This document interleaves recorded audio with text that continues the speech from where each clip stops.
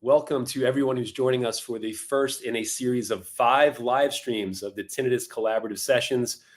This is multidisciplinary.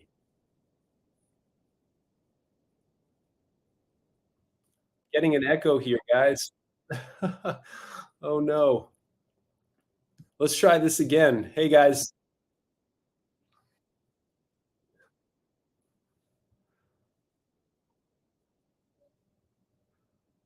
For some reason, I am getting an echo on our side. Can anybody help on the tech side here?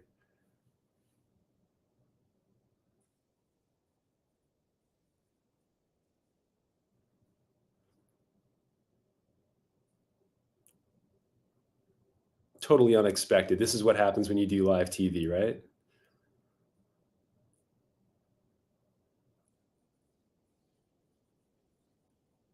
There we go. I'm not quite sure what's going on there, guys, huh?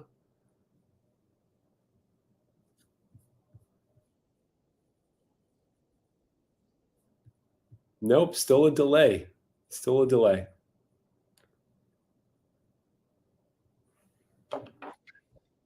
Let's see what our friends are saying here. Well, I think what I'm going to do is let me turn down my volume a little bit. I'm still getting an echo on my side, guys. I'm not sure what's going on. Let's try this again here. So, okay, in any case, let's try this again. We're pros here. So again, I just wanted to welcome all of you who are joining us for the first in this series of 5 live streams, as we were talking about, the Tinnitus Collaborative Sessions. This is a multidisciplinary and multifaceted exploration of what is currently happening in the world of tinnitus care. My name is Dr. Craig Kasper, and I'll be your host over the next 4 weeks. I am a clinician based in New York City who has been involved in the world of tinnitus for my entire career. And I'm also a former, not so great musician, but I'm also someone who has experienced tinnitus personally. Now, whether you're joining us live or watching the recorded version, we hope that you will find these talks informational, thought-provoking, and full of optimism for those of you who are on your own tinnitus journey, as well as the professionals joining us who have dedicated their entire lives to helping those with tinnitus. Now, throughout the sessions, we encourage you to share your questions in the chat, which will be live as well. We do have moderators sitting in the background, and we will do our best at the end of each of the formal presentations to address as many questions as we can. Now, again, we really appreciate all of you being here. This series of talks has been sponsored in one way or another from people helping us spread the message and just providing support in terms of us finding some great speakers over the next few sessions by a couple of different folks. First, I'd like to say that my practice in New York Hearing Doctors, played a major role in putting this together. Modern Tinnitus, which is a brand new practice that is based in Scottsdale, Arizona, looking at kind of the next level and the next generation of tinnitus care, has played a role and has sponsored the event. Lenire, which is the first FDA-approved tinnitus device, helped us in terms of getting the word out. The folks at Neuromodulation are wonderful in terms of helping us get the word out to patients and providers to join us today. And we also have some practices that are located here in the New York City metropolitan area that did a wonderful job in helping us just get the word out to their patients. Hearing Doctors of New Jersey, based in Livingston, New Jersey. Audiology Associates of Westchester, based in Harrison. Mid-Island Audiology, based on Long Island. And Liberty Hearing Centers, based in Brooklyn. So we want to say thank you very much to all those folks who have really made today possible in terms of spreading the word and getting folks to join us today. We do have some primary goals here.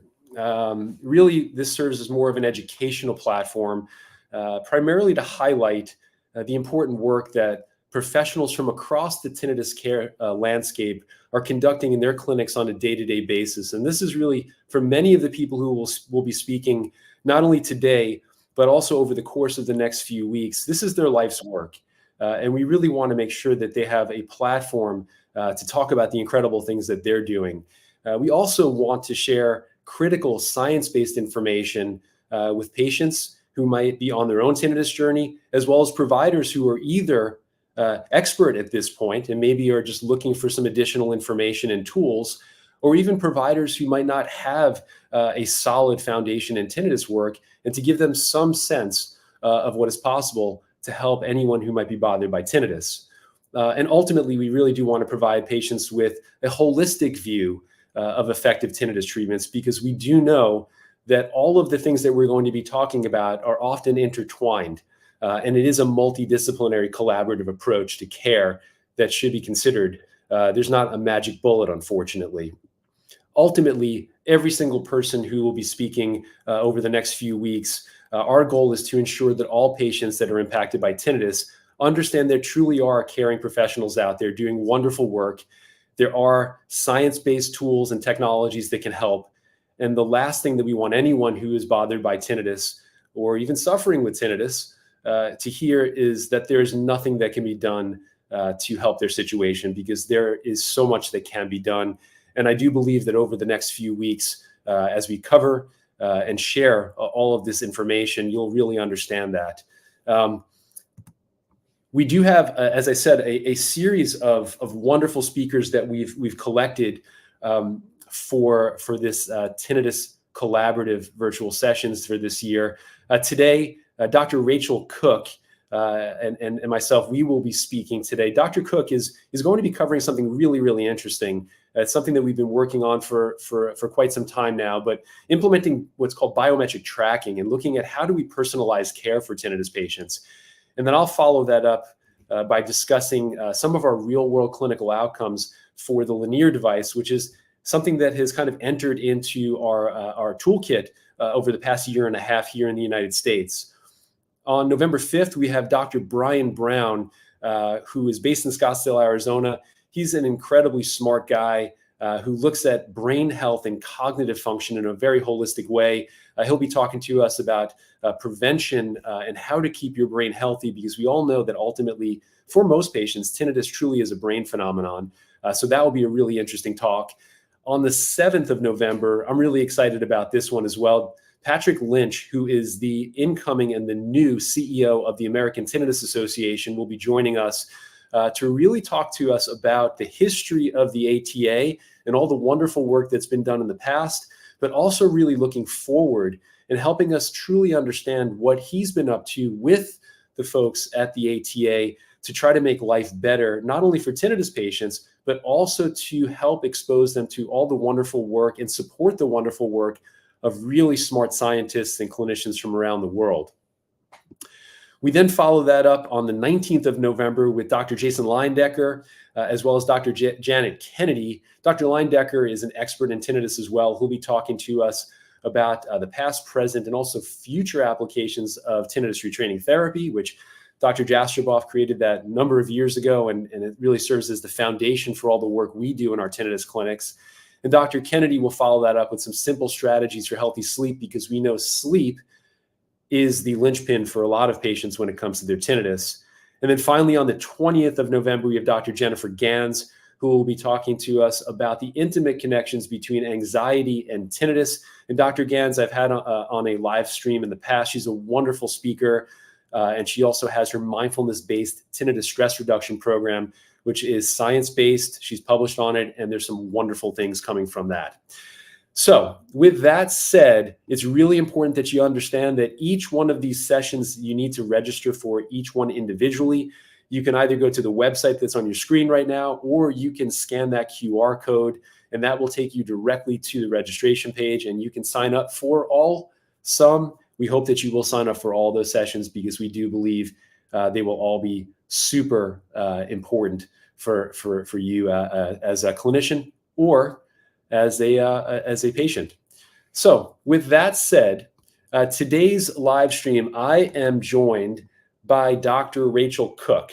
Now, Dr. Cook, I've come to know over the past couple of years, and she's probably one of the smartest young clinicians that I've come in contact with. She is a clinical audiologist at Modern Tinnitus and Applied Hearing Solutions in Phoenix, Arizona. She helped develop and now administers the cutting-edge tinnitus diagnosis and treatment program at Modern Tinnitus. At Applied Hearing Solutions, she specializes in the diagnosis and treatment of adult hearing loss disorders, following comprehensive best practices. She's also a content creator for the Dr. Cliff Au.D YouTube channel an educational resource for the public and patients interested in learning about advancements in hearing aid technology and treatments. She graduated summa cum laude from both San Diego State University, where she obtained her Bachelor of Arts in Speech, Language, and Hearing Sciences, and the University of Texas at Austin. I'm sorry, Rachel, you guys lost to Georgia this weekend, where she obtained her degree as a Doctor of Audiology. With that said, I am going to bring Dr. Cook up to the stage here. Hey, Dr. Cook, how you doing today? Hi, I'm doing well. How are you? Great. I really appreciate you joining us today. You've got a lot of really interesting things that we've been working on, and you're going to talk to us today about some of those newer technologies we're implementing at Modern Tinnitus in Phoenix, Arizona, but also we're starting to implement quite a bit in New York at New York Hearing Doctors in New York as well. So with that said, I'm going to step aside. I'll let you take the stage, and then I'll jump in at the tail end here. All right. Well, thank you so much for that introduction. That was great and pretty comprehensive. I did just want to add to that as well that I have been working with Dr. Kasper for about a year now, really brainstorming ways that we could try to really modernize approaches to tinnitus treatment. And it has been a fantastic process. I have a personal interest in tinnitus reduction and tinnitus management. I've had tinnitus for 10 plus years now. It was really kickstarted by a noise-induced event. And at one point, I truthfully would have said that my tinnitus was debilitating to me. That is no longer the case anymore. And so I really have a special interest in this area because I want to show others who have tinnitus that at the end of the day, there really is hope. There really are things that you can do about it. And I'm honored to be here to kick off the first virtual tinnitus sessions here, beginning with biometric tracking and personalized care of tinnitus patients. All right, well, let's just jump straight in. Craig, you can go to the next slide on this one. Of what is biometric tracking. Biometric tracking really refers to the measurement and the analysis of biological data, things like heart rate, blood pressure, sleep patterns, and even things like activity levels. Biometric tracking has already been in use for some time in the healthcare space in a variety of different arenas for things like sleep apnea and heart monitoring and even diabetes. And now its utility is starting to spread into other areas such as substance use and recovery, as well as tinnitus management. Biometric tracking is already being done for personal use using things like Apple Watches and Fitbits. And even most recently, we've seen the addition of ring activity trackers like the Oura Ring. And while this data is fantastic to help set new workout goals and to monitor your sleep stages, it can be incredibly useful for healthcare providers. And here's how. Biometric tracking allows, number one, for personalized care by allowing healthcare providers to tailor their treatments based on patients' unique needs. Real-time monitoring allows us to look at patients' health metrics over time and in the moment, which allows us to make very quick adjustments to treatment when needed. Analyzing this data over time can help identify patterns and can also help us to predict potential health issues before they become critical. Biometric tracking can also result in improved outcomes because hard data can make treatment interventions more effective.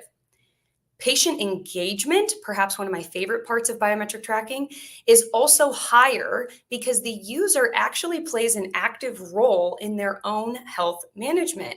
And this can make them more likely to follow through on recommendations since they're getting real-time feedback about their progress. And finally, large amounts of biometric data can actually help to support clinical research overall, helping us to identify patterns and either validate the strategies that we're already using in clinical practice or to help develop new ones. So overall, biometric tracking enhances the precision and the efficacy of healthcare by providing actionable insights that come directly from an individual's own personal data. And there are a lot of ways that we can use this to improve outcomes for tinnitus patients. All right, I'll take the next slide. Now, tinnitus itself is hard to measure since it's only heard by the affected person, but there are many different biomarkers that can give us an insight into the factors that are highly associated with tinnitus. Starting off with sleep. And Craig already mentioned this in the introduction. So I was happy to see that a lot of the things that I'm going to be talking about today are just going to be echoed by other professionals throughout the rest of this series. But sleep really helps us to regulate stress hormones, improve mood regulation, and is absolutely crucial for cognitive function. In fact, they've done some research studies to prove that there can be a 32% reduction in the tinnitus severity index score for patients who improved their sleep patterns. So this is a biggie. Second, we've got exercise and movement. Exercise and movement really helps us to reduce stress overall, improve blood circulation, and increase mental clarity. Research shows that higher levels of physical activity are significantly associated with lower levels of tinnitus severity. Third, and we're just starting to get into this space, but respiration. This is really important for oxygenation of both the brain and the auditory system.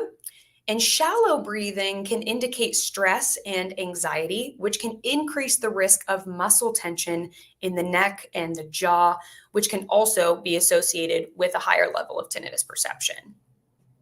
Heart rate variability is very interesting. This is super important in understanding the balance between the fight or flight and the rest and digest branches of our nervous system. Monitoring heart rate variability can shed some insight into the individual's own ability to manage and cope with stress. We can also see the impact of stress reduction techniques by looking at someone's HRV. And also blood pressure. Blood pressure is associated with vascular health overall and is correlated with both stress and anxiety. These biomarkers can all be collected and used to see what other factors might be contributing to tinnitus perception and allow tinnitus providers a new way of managing tinnitus. This is because most clinicians, Craig, you can go to the next one, sorry about that. This is because most clinicians are largely focused on managing tinnitus using one modality, which is the auditory modality. This is, of course, based on research to suggest that auditory stimulation and distraction can really help to reduce tinnitus perception. Traditionally, this is suggested using sound therapy, which involved the use of a variety of different types of sounds to reduce tinnitus disturbance. These include background sounds like fans and air purifiers, soothing sounds like rain and ocean waves, and even interesting sounds like podcasts and radio shows. But another way that the auditory pathway has been used to reduce tinnitus disturbance is by using hearing aids. This can include just using hearing aids that are well programmed to help provide missing sound information from speech and from the environment to help reduce tinnitus awareness and tinnitus disturbance.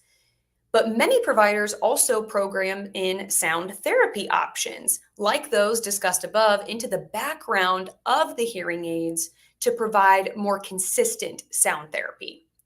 These methods are tried and true for a reason, and they can be incredibly effective when they're being used correctly. However, our interest in biometric tracking is not to really replace these methods, but rather to use this technology in combination with these already established tinnitus treatment methods to make it even more impactful. Now, we know based on everything that we just covered that tinnitus is not simply an ear-related issue. Tinnitus can be very closely tied to our ears and to our hearing, but there is a secondary system involved that can cause it to continue being annoying or disturbing, and that really is our limbic system. Now, the limbic system is comprised of many different systems in the brain, but is ultimately responsible for some of the most important processes in our day-to-day lives. These include our ability to regulate our emotions, recall and form new memories, influencing our behaviors by way of motivations and rewards, and it plays a key role in how we physiologically and emotionally respond to stress. As it relates to tinnitus, there is no system that is more important than the limbic system. It can single-handedly control our emotional responses to tinnitus, create hardened brain pathways that can keep us trapped in these negative thought loops about our tinnitus. It can impact our ability to shift our focus away from our tinnitus. And it can overall just reduce our ability to cope with the stress that tinnitus can make us feel. However, we also know that with provider guidance and with some dedicated support strategies, that the limbic system can be used oppositely to have a more positive reaction to our tinnitus and improve our ability to cope with the stress of day-to-day life. I'll take the next slide, Craig. And we can learn a lot about the current state of someone's limbic system by asking the right questions. So often, many hearing evaluations or tinnitus evaluations focus on the sound of the tinnitus itself, asking things like, well, how long have you had it? Which ear is it louder in? What does it sound like? Is it balanced between ears? Can you do something to make it better? Can you do something to make it worse?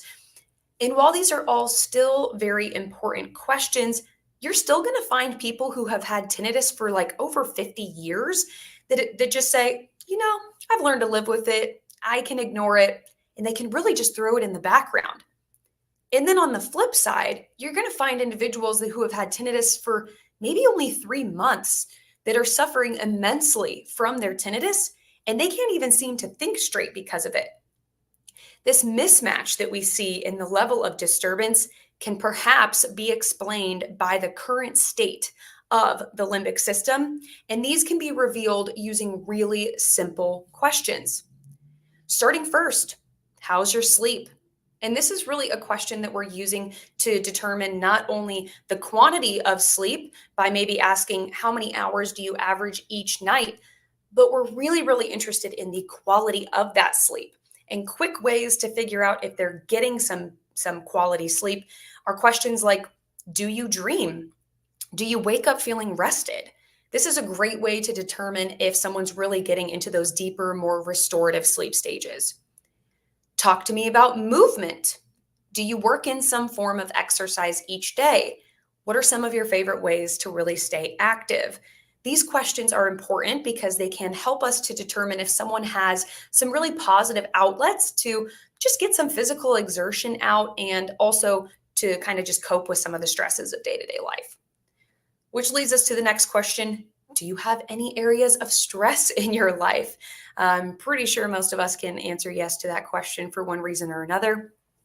This could be very, very general, like work, family, finances, and even things like health status. But there also might be a more specific recent event. And I definitely see that with a lot of my tinnitus patients where they can nearly pinpoint the moment that their tinnitus became bothersome to them. It's very often associated with a stressful or traumatic event. And finally, how do you disconnect?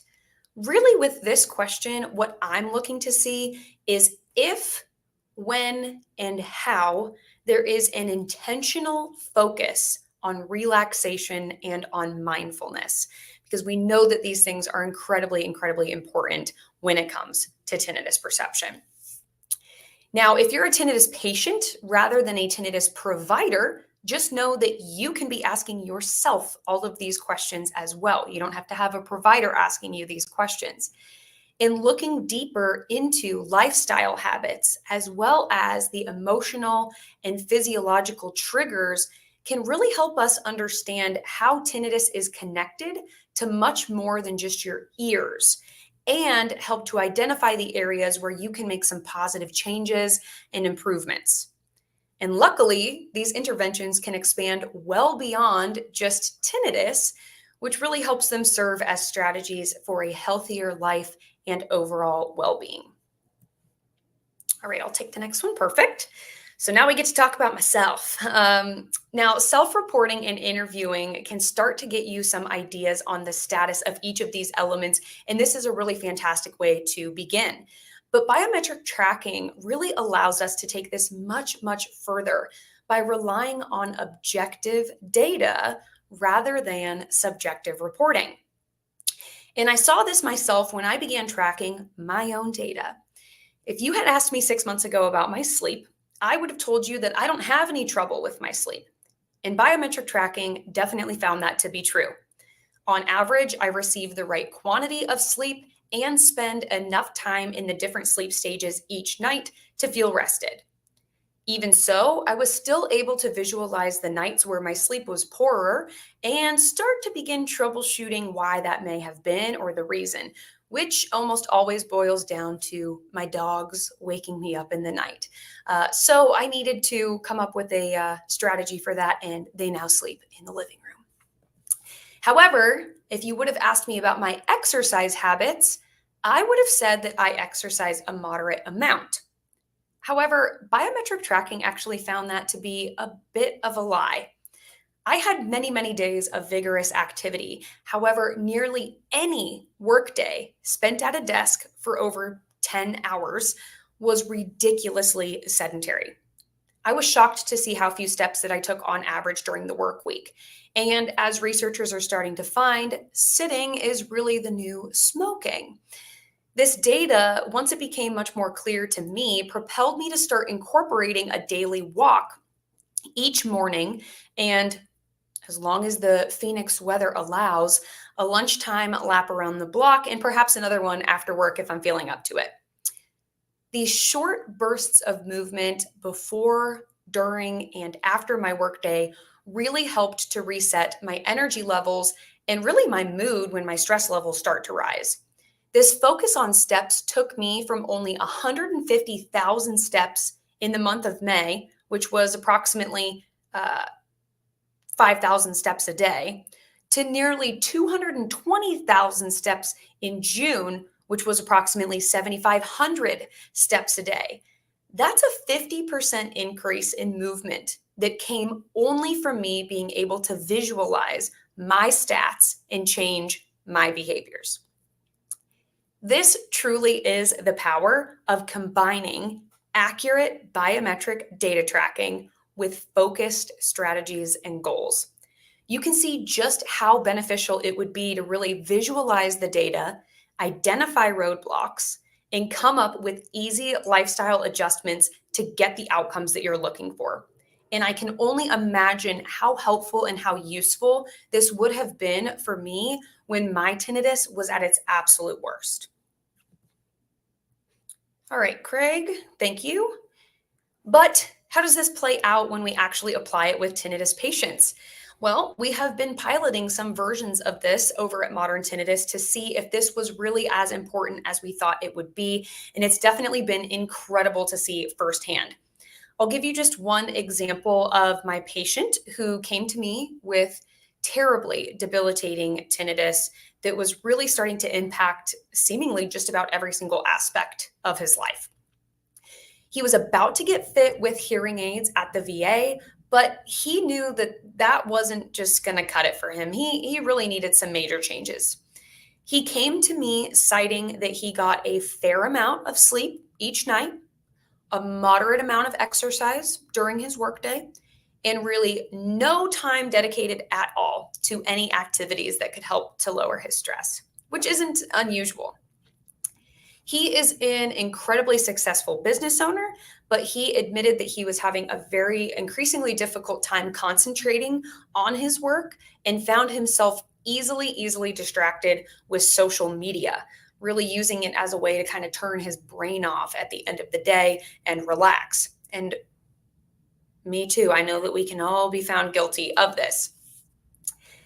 But after just 2 weeks of biometric tracking, we found that his sleep was not fair at all. In fact, he was averaging about 5 to 6 hours a night of sleep, with less than 15% of that sleep being split between deep and REM sleep stages.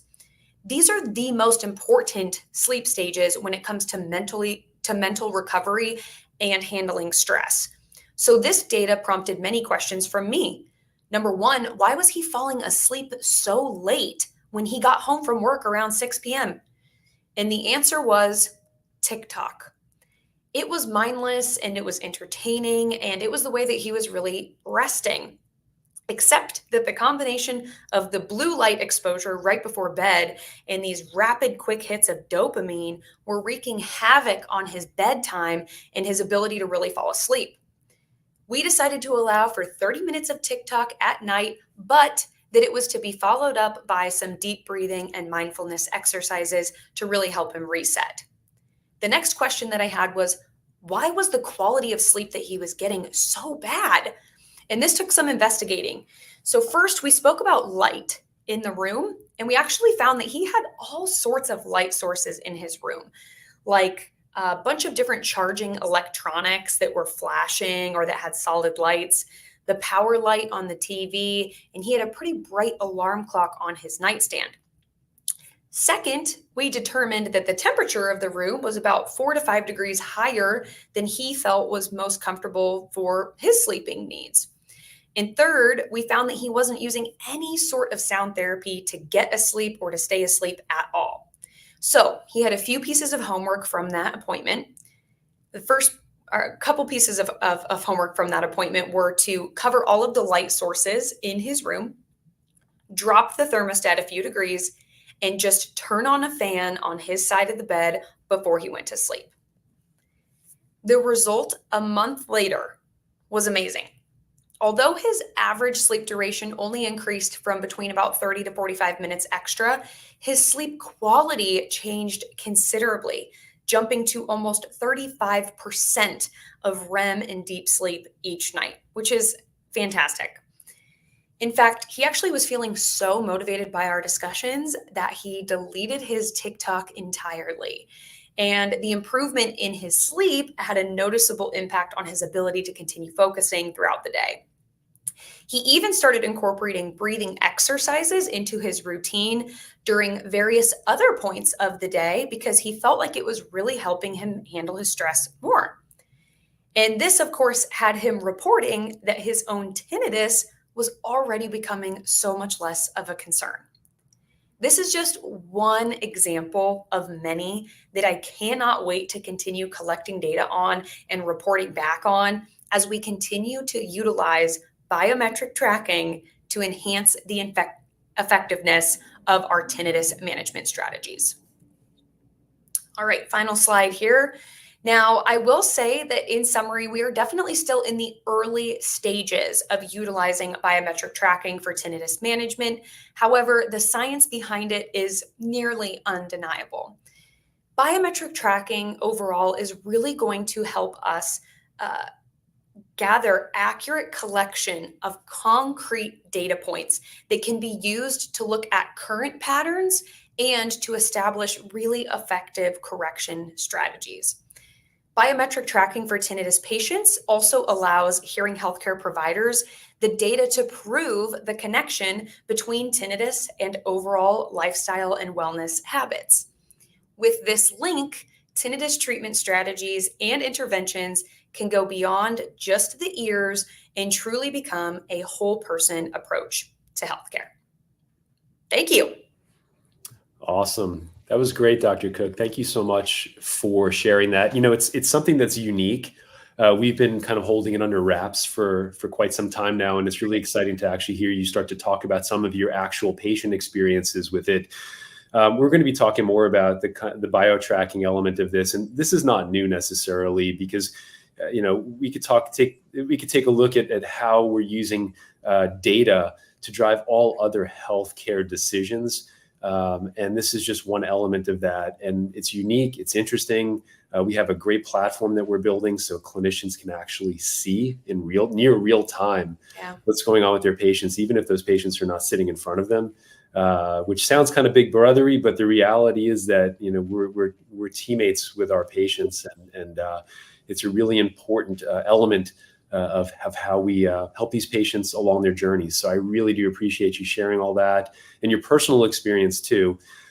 Speaking of personal experience, you would think that after years of working with computers, I would have realized that the entire snafu at the beginning of this whole production was because, of course, not only did I have my StreamYard app open, but I also had the YouTube stream open. So there there's the delay in my voice that only I heard. So I apologize to everybody out there.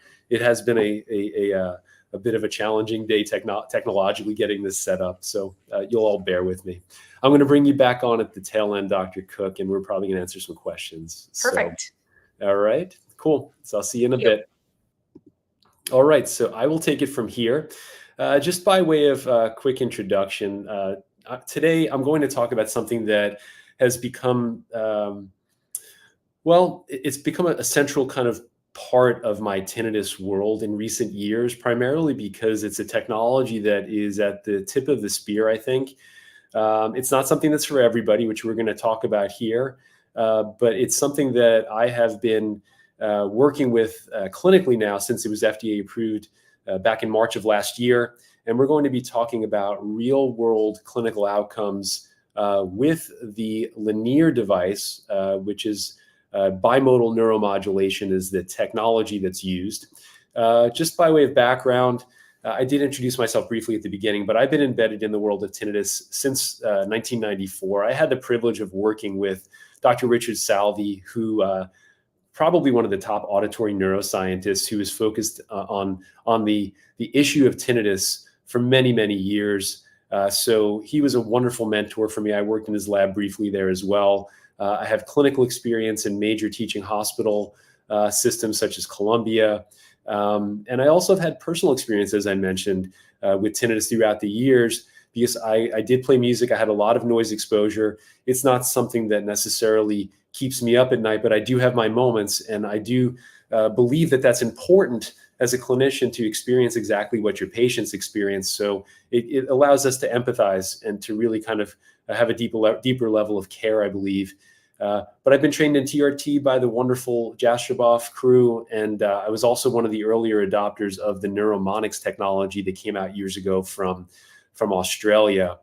Since 2008, I've been in private practice in New York City, and since about a year ago, as Dr. Cook mentioned, we launched Modern Tinnitus. That is, again, a very unique way of looking at this collaborative, holistic approach to tinnitus care with some interesting tools that we've been incorporating. And we're looking to actually help other clinicians do exactly what we do once we get our arms around it. Our approach to tinnitus care, as I mentioned, in New York and also in Arizona, is very holistic. It's collaborative, it's multidisciplinary. Ultimately, when we see patients, it requires a comprehensive audiological assessment. In our case, we're doing ultra-high frequencies. We're checking comfort levels, upper limits of comfort as well, because a lot of patients who present with tinnitus also present with sound sensitivity issues in parallel. We spend a ton of time on the educational elements of what we provide to patients, simply because we truly believe, and I truly believe for many years, that education really forms the foundation for everything for tinnitus patients. I had a patient earlier today who probably would not have seen me if their physician would have told them straight out, there's nothing medically treatable with your tinnitus, but because you're bothered by it, maybe there's somebody else that we can send you to that can take the kind of lead from here, because we know that we're not going to do surgery or present something from a medicinal perspective, a pharmaceutical perspective. But instead, that physician actually sent the patient down the wrong path from a psychological perspective, getting them concerned that they had a brain tumor, quote unquote. So there's a lot of elements of this from an educational perspective that I know myself. I really focus on working with my colleagues in neurology, in ENT and neurotology and otology, primary care, cardiovascular medicine, as well as physical therapy. So it's really important for us to look at this very holistically, and that's exactly what we do in our practices in New York as well as in Arizona. And then ultimately, we are looking not only at those subjective measures that we all know very well, the tinnitus handicap inventories, the tinnitus reaction questionnaire, the tinnitus functional index, which have years and years of data behind them in terms of helping us understand how tinnitus impacts a patient's quality of life. But we're also starting to use, as Dr. Cook mentioned just a few minutes ago, some objective data that's really helping us to support that patient journey as they go forward. Ultimately, I am a big believer in being technology agnostic. Although I can say, especially in recent years, there's a ton of patients that are interested in this Lenire device, which has tons of merit, which we're going to talk about in a moment from a real clinical data perspective. But not everybody is a real candidate for it. And I think that's important for clinicians as well as patients to understand, is that we have to determine candidacy, whether it's FDA contraindications that the patients might present with, or there might be other elements that we have to, as clinicians, help patients understand it might not be the best choice, and there might be better choices for them. But it is always important to help those patients understand really that there are choices, and that ultimately we just have to figure out the right path. So in our practice, again, as we talked about just a few moments ago, there's a lot of different elements, with biotracking being at the center of all of it. But we're going to focus on the technology arm of this, which is what I usually talk to patients last about when we're counseling them, because I do not want them to think that there is a silver bullet, there's a magic pill. This entails work, unfortunately, just like any other health-related issue. Whether we're trying to lose weight, we're trying to improve our cardiovascular system, whatever it might be, it's not something that occurs overnight with a magic bullet. It's something that requires work. And in my opinion, anything that requires work ultimately has tremendous value and has long-standing outcomes and effect, because we've put so much energy and effort into it, which I know as someone who has dealt with tinnitus, but also who's dealt with a lot of patients who are significantly bothered by their tinnitus. We want things to be resolved immediately. And trust me, as clinicians, we want that for patients as well. But we do have to establish realistic expectations for our patients. And that's where the educational elements really come in, to get patients on the same side and the same team as their clinicians. So Neuromod, which is an Irish-based company, they do have operations here in North America now, has been developing a bimodal neuromodulation tinnitus device for well over a decade at this point. Bimodal neuromodulation is the science of using multiple pathways to actually elicit plastic or neurological changes in our central nervous system, which, if we know at the core of anything that's going to help someone with tinnitus, it's how do we actually rewire the central nervous system in the brain in particular to do something different than what it has been doing that creates this bothersome symptom of tinnitus. So in this particular case, when we look at the Neuromod Lenire device, we're using an auditory input, which I'll show you what this looks like in just a second on the next slide. And we're also using a tactile input through the tongue that presents very subtle electrical pulses in synchrony with sounds that we're hearing through some very high-end headphones. All of this is tailored based on the patient's hearing loss, based on the patient's tongue sensitivity. It is highly customized based on each individual. It's not based on the tinnitus perception per se, but it is based on patient-specific data that we collect in testing, as well as through testing with the device on as well. Now, the device was initially approved in Europe about approximately 5 years ago, and there were some wonderful studies that were conducted, the TENT-A1 and TENT-A2 studies that were conducted in Europe throughout that period of time, that demonstrated not only the safety of the device, but also the efficacy, the outcomes, and the effectiveness of the device.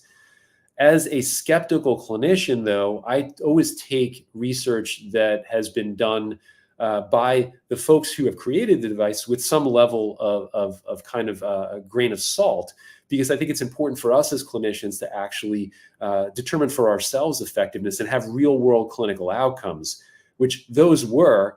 But what I'm going to share with you in just a few moments are my actual patient data, which you'll see shows us a very, very interesting, some outcomes that are very, very interesting. The device was approved in March of last year by the FDA here in the US for safety and efficacy. And if you're really interested and you want to dive into the science behind that FDA study, which I think is a very, very interesting study, that QR code that's at the bottom links you to the Nature article that was published just a couple of months ago, which I think is a really, really important study, because it really demonstrates the effectiveness of not only Lenire as a device as a whole, but it also demonstrates the fact that the the somatic or the electrical stimulation is actually doing something, which is really, really important here. That's a big question that a lot of scientists and patients have. Just as an aside, my practice in New York City was literally one of the first sites in the US to offer Lenire. We currently have 3 clinicians in our office that do it. We were one of the first 13. So we do have a lot of experience with patients and with the Lenire device as a treatment as well. So as I mentioned, the Lenire device is comprised of a couple of different components. The white part that looks very much like an old iPod is the processor. That is what controls and presents all the stimulus that is tailored based on how we program it in clinic. It's a very simple device to use. There's basically a power button and a play button, and patients put on those headphones that are wireless. And that silly looking kind of tail little device over here is the tongue tip. And on the bottom of that tongue tip, we have a series of little electrodes that present very comfortable pulses to the tongue in synchrony with the sounds that we hear. And ultimately, it feels very much like if you put seltzer in your mouth and let it kind of bubble on your tongue. So it's not electroshock therapy. It's not painful at all. It's actually very soothing and comfortable. And what I hear time and time again from my patients, which is important, is that they oftentimes fall asleep or they're highly relaxed during their treatment sessions, which if we, what we talked about just a moment ago from a limbic system perspective and trying to down-regulate patient systems, this is a critical element of treatment, is how do we relax our patients, not only provide tailored sound therapy in combination with the neurostim as well. Ultimately, patients are it's determined who is a candidate for patients, as we talked about just a moment ago, based on a couple of different factors. Hearing loss does matter. We want to make sure that the patient does not have significant hearing loss above 60 to 80 decibels on the audiogram, because ultimately we will not be able to stimulate effectively. That said, I do have patients that I've seen throughout the past year and a half who were very motivated to do so and had hearing thresholds outside of this fitting range. While it is not recommended by me as a clinician, those patients did have some level of success, and they were highly educated in terms of their choice to proceed with Lenire. They've tried everything else under the sun. Ultimately, they did benefit in most cases. Depending on the degree of hearing loss, that does matter, though. In terms of how we're determining candidacy, and I'll talk a little bit about this in just a few moments, from the Tinnitus Handicap Inventory perspective, which is one of those subjective questionnaires, the folks at Neuromod have basically told us that the device is for moderately severe tinnitus and above in terms of how the patient is impacted. That equates to a THI score of 38 points or higher. Now, the THI runs from 0 to 100. Excuse me. So we want to make sure that we're treating patients who are significantly bothered by their tinnitus based on that as well. We have to make sure there's no medical contraindications. Clearly, patients who have any sort of treatable auditory, middle ear, external ear conditions, et cetera, those have to be ruled out by their physician, and that's a very, very important step in this whole equation. We also want to make sure that they are psychologically committed to treatment, which commitment is something that we talk quite a bit about, because ultimately, if our patients are not committed, there's not much that a device is going to do. If they're not committed not only to the treatment with Lenire, but all of those other things we talk about from a perspective of sleep, the psychology piece, where we know that things like cognitive behavioral therapy have a ton of research and are highly accepted from all of the professions, from their position statements, talking about cognitive behavioral therapy and its effectiveness for tinnitus. And then also things like movement, which Dr. Cook spoke about just a little while ago. Ultimately, the FDA also had some contraindications that as clinicians we have to present to patients. Things like active implantable heart devices, Meniere's disease, anyone who has a history of seizures, any facial pain that's chronic, sores on the tongue or mouth, patients who are pregnant, objective tinnitus, which ultimately is a form of tinnitus that is not super common, but it is something that someone else can actually hear the tinnitus, not only the patient who is impacted by it, and then tongue piercings as well. Now, that said, there are patients that have been fit off-label with all of these across clinics, and they've been successful. So again, these are things that we would want medical clearance for before we proceeded with any of those patients that might have any of those medical or FDA contraindications. But ultimately, this is a joint collaborative effort between us and patient physicians as well. What this is demonstrating is basically what someone looks like when they are doing their treatment. Ultimately, we want to make sure that someone is doing their treatment in a quiet, relaxed environment, no distractions, no electronics, not watching the news of the day. If anything, meditation, breath work, looking at nature, and even spending time with pets if they're calm is really great. We do have patients who are artists that like to doodle, draw, paint. Again, anything that is going to downregulate our system is critical. Patients do not have to pay active attention to the Lenire treatment. They just have to be relaxed.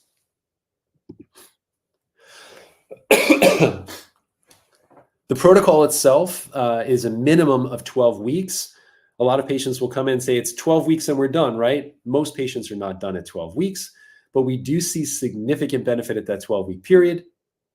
2 30-minute sessions a day, again, in a quiet, dedicated space to complete those sessions, as we just talked about, mindfulness, breath work, downregulation of their system.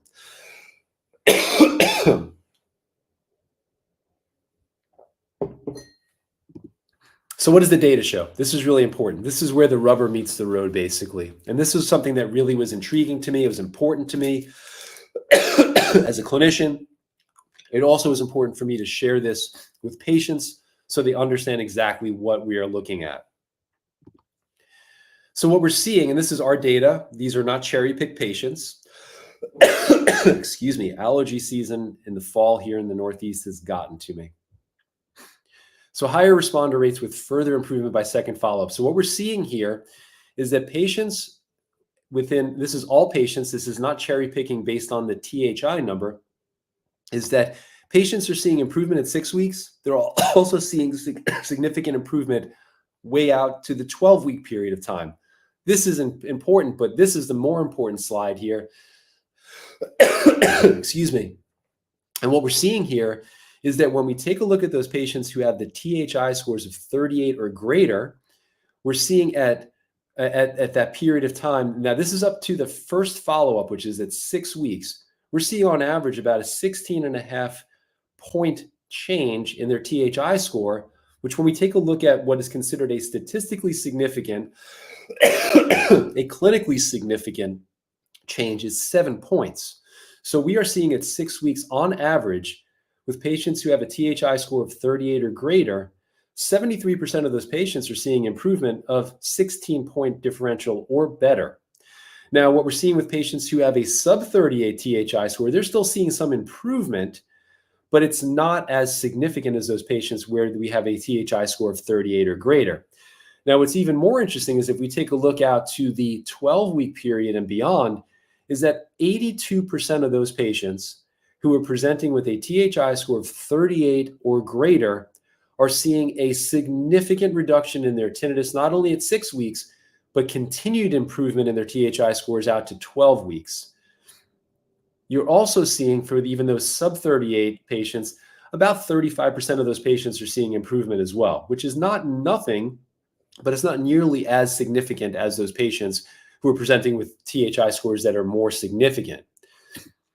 I had the privilege of presenting with Dr. Brian Flieger, who is up in Boston. He was also one of the initial clinical providers for Lenire. And we looked at our data across clinics. So these are 2 independent clinics out to 12 weeks. And our data is basically showing the exact same thing, where we're seeing an average of 27-point change in the tinnitus handicap inventory scores. 83% of patients on average across both clinics in 12 weeks were showing a significant improvement across the board. That's 12 weeks. Now, that's not the end of the line for most patients. We're even seeing in our clinic further improvement as we go out. But what this tells me is that we have a technology paired with clinicians that if we take a look at the data from the US, these independent data pools, that we also have a colleague, Dr. Emily, up in Alaska, has some really significant, interesting numbers as well that mimic what we're seeing. We're also seeing these numbers mimic the European studies, the TENTE1, TENTE2 studies. So we feel really confident at this point from a clinical perspective that we have a real option for a lot of our patients from a tinnitus perspective. Again, not a silver bullet, not the magic pill, but the patients who put the work in, we are seeing some really, really interesting outcomes. Further, I think it's really important for us to take a look at perhaps even subcategorizing tinnitus patients based on the impact that's shown on their tinnitus handicap score. So again, if you take a look to the graph at the right, the large green bars are representing tinnitus scores, or the THI scores of 38 and greater. And it's a clear line here. We're seeing patients with scores of 38 and greater show significant improvement across the board. And those patients who have lesser scores, we're seeing some benefit again, but it's really questionable. Pardon me.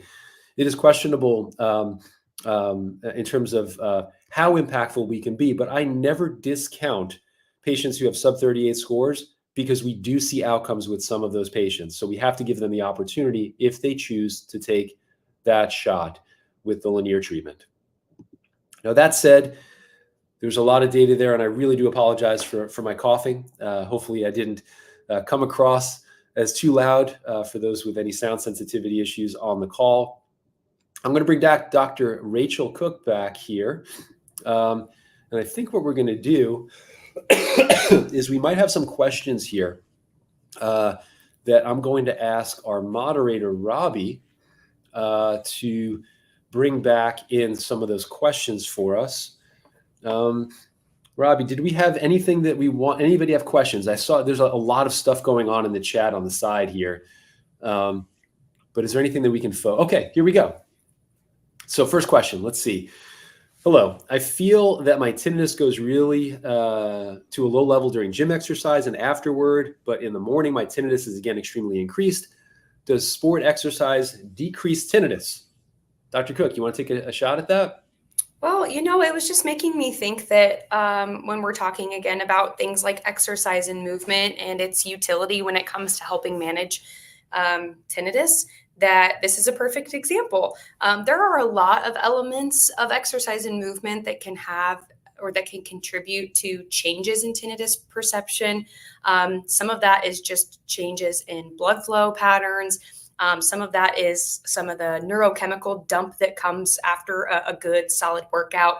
And some of it is just some of the stress reduction elements that can come from having a great workout. So I do think that can help to explain why the exercise at the gym in the evening seems to kind of like reset that tinnitus response for you, which is great. I always say, if you have a strategy that you can find that works for you and it can make a noticeable impact on your tinnitus perception, that's fantastic, because you get to grab that and now add it to your own personal tool belt as something that you can always go back to. If I work out, my tinnitus is going to be reduced. Craig, I may throw this back to you as far as the increase again in the morning. I would have questions about sleep quality and quantity, of course. But what about you? Yeah, well, it's really interesting because we talk a lot about movement. And really what I've been focused on quite a bit lately is not just exercise, but exercise outside in nature, which I think is really important. There's a lot of research when you take a look at our visual system, and in particular, what our visual system tells our emotional centers in our brain, right? So for most of us, I have to assume we're sitting in front of glowing screens all day long, in boxes all day long, and we're using our central vision. If you take a look at kind of the neuroscience around visual, how we use our vision, central vision is telling our brain that we're stressed in many ways. Because, and the example I use with patients is, if you're a gazelle on the savannah and you're just kind of hanging out, and all of a sudden a cheetah rolls up on you, you're going to run, but you're focused laser on where you're running to. So you're telling your brain it's fight or flight time, basically.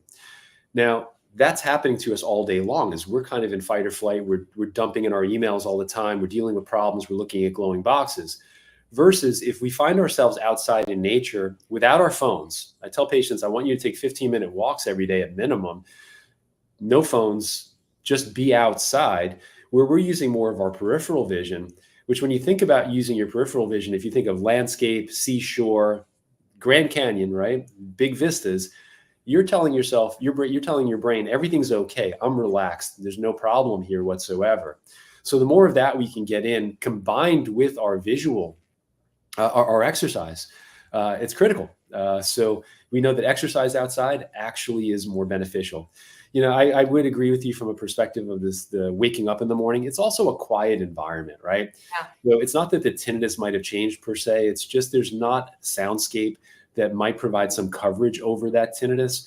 So there's a natural masking effect that occurs when we have some noise in our environment. Right. And we're not believers in masking. There's utility for masking. Don't get me wrong, but it's not a long-term strategy for most patients. So what I would say is it's probably a combination from waking up in the morning. It's probably the room's just really quiet in many cases. So yeah, I would agree. Fantastic question though. So Robbie, any more questions for us here? Is biotracking helpful for tinnitus sufferers who are already getting enough steps and regular exercise? My answer to that is absolutely. There are so many different facets that come into play when we're talking about biometric tracking, and steps in exercise, fantastic elements to be incorporating in. In fact, I'll often tell my tinnitus patients who already have good track records with their exercise, okay, great, that's something that we don't need to be focusing on actually. But it is then about taking that focus and directing it towards other elements. How can we get your sleep to look just as good as your exercise and movement habits? How can we get your heart rate variability, which is, again, a measure of how well your nervous system is switching between those fight and flight and rest and digest periods? How can we get your heart rate variability into a zone that relays that your body is managing stress well? Other factors that I think that we'll look into here in the future are going to be things like respiration rate. Are you taking deep, controlled breaths, or is your breathing looking relatively shallow? There are many physiologic indicators that we can use to trick our brains that we are feeling calm and controlled, and breath is a fantastic way to do that. So I would say it's easier if you have one of these elements that's already well under control. So if your steps and exercise looks great, fantastic. We're going to start highlighting some other elements that you could maybe make some tweaks in and to see some major improvements. I think that's great. Yeah, it's interesting because I've been monitoring biometrics for many years at this point. And as time goes forward, we're going to talk more and more about kind of where all this came from, basically, and what it really, how we came to this point. Heart rate variability is something that means a lot to me personally, and I watch that intimately because it is a direct element. It's a direct measure of how well we're dealing with stress. And then ultimately, with folks who have tinnitus, they try to control the tinnitus, right? What we're starting to look at is it's not about controlling the tinnitus per se, because we don't necessarily have control over the tinnitus. But what we do have control over are all of the things surrounding the tinnitus. Mm-hmm. The sleep, the movement, the stress elements, et cetera. And those are the things that we can get some objective data on at this point to guide the patients and to guide the individual along the path. So I think it's a really important element. Clearly, this is something that we're highly focused on. And I think it's going to make a dent. And I think that once we start getting sufficient data, the picture is going to become really interesting for tinnitus patients. As we go and clinicians, because we are all looking for things to help patients do better. So sure are. Any more questions there, Robbie? Do you find patients who want to continue Lenire beyond the first tongue tip duration? I'm starting my third tongue tip and find it beneficial. Are people now using it on a long-term basis?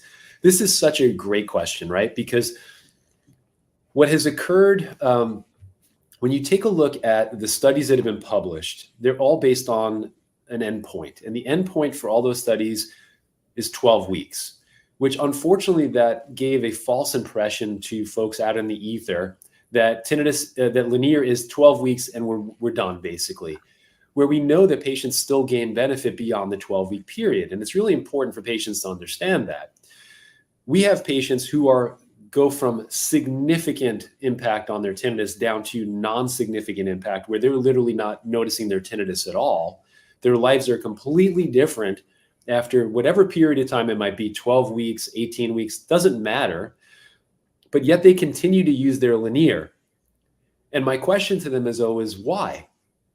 And their answer is, because it's a comfortable, wonderful part of my day. It's the only part of my day where I feel relaxed. It's meditation for me. And because we know there's no long-term negative side effects of doing the treatment, it's just a great tool to get them to downregulate their system. The other part of the equation is there's patients who are fearful that if they stop, that their tinnitus is going to rebound immediately. Now, what we know, and there's research on this also, is that even if you do a hard stop at a 12-week period of time, and the research that's out there goes out about 12 months, is that we retain benefit without any further intervention. So patients should not be fearful of that. We all experience normal fluctuations in our tinnitus throughout the course of our days, our weeks, our years, but that does not mean that we're rebounding necessarily, especially if we're starting to look at this more holistically and we have our overall health and well-being in check. It's less likely that our tinnitus will become more bothersome again for us. At least that's what I'm seeing with patients. Tool in the tool belt. Tool in the tool belt, exactly. I think we might have time for just one more. We're a little after 5 here, but I'm wondering if there's just one more question. I haven't taken on biometrics because I'm worried about the anxiety that will come from poor results. Like what you do if they are not good. Who do I go to help me? So this is a really important question, right, Rachel? Because this is the fearful element where we want to make sure that patients have the right data and know what to do with that data, right? So I'm going to let you take it from there. Well, I think that, like you talked about, a lot of the elements of tinnitus that can make it so hard to manage is because it's something that you feel like you can't control.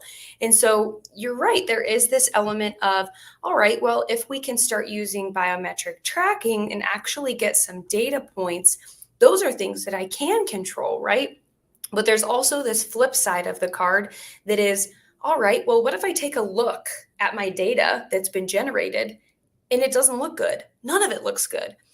And I think the best part about this is, well, great, you have so many things that you can be working on now. I think it's almost even harder to dial in on those things when everything is looking perfect, right? I actually would want to see that sleep maybe isn't looking as good as it could, or that maybe duration is there, but quality is not quite there. Steps in exercise, whatever it may be. And so there are some patients already who I work with who I have, talked to them and made it to where they actually can't see their data on their side. Only I can see their data, which means that I can basically look at trends, look at patterns, and come up with some reflective questioning that doesn't sound very accusatory, like, why aren't you getting better sleep than this? But no, I think that all data is good data. I do understand the anxiety about getting poor results, but just know that poor results mean that there are strategies and things that can be built off of those poor results that can honestly show you some really, really significant outcomes and improvements in your own tinnitus perception. So don't be afraid of data. So what's beautiful about the way you answered that is the fact that when patients are told there's nothing you can do about your tinnitus, it's because there's so many blind spots that we have in our kind of traditional care system with tinnitus. Right now, all of a sudden, we're shining a light on all these different things. And now you're showing there are things you can actually do, right? So that's great. Well, look, I really appreciate you being here, Dr. Cook. Your insight and kind of real world experience with what we're doing from a biotracking perspective is really just kind of the launching pad for us right now, right? And I'm really excited to continue this conversation. We've got a lot more of these talks that we're planning in the future. For the rest of the collaborative sessions, the Tinnitus Collaborative Sessions, you can see at the bottom there the website. If you haven't registered for all of the sessions, which will be coming up over the course of the next 4 weeks, make sure you do that because we want to make sure that you're getting the full picture. What we've done is we've combined and kind of pulled together some really, really interesting minds in the world of tinnitus care and even people outside of the world of tinnitus care, because I think we have to start looking at this from a more unique, interesting point of view. Not to say that historically there's no value. There is tremendous value in everything that has come before us and served as the foundation. And as they say, we stand on the shoulders of giants in many ways, right? But we're starting to just kind of think about things a little different. And we're really hoping that you'll join us on that journey. You'll learn from us. You'll kind of engage. And if you all have questions, we're easy to find online. We're easy to find on LinkedIn as well. Please reach out, because we're always happy to just kind of to engage with anybody, professional or patient. So with that said, thanks again, Dr. Cook. It was great to see you. I'll be out there soon, so we'll be able to hang out and talk tinnitus a little more. Great. And for all of you who are out there, really appreciate you joining us today and sticking with the technical issues that were completely my fault at the beginning, had nothing to do with my tech people on the backside. So I will take full responsibility, but we'll see you guys in a couple of weeks for the next session. Take care, guys.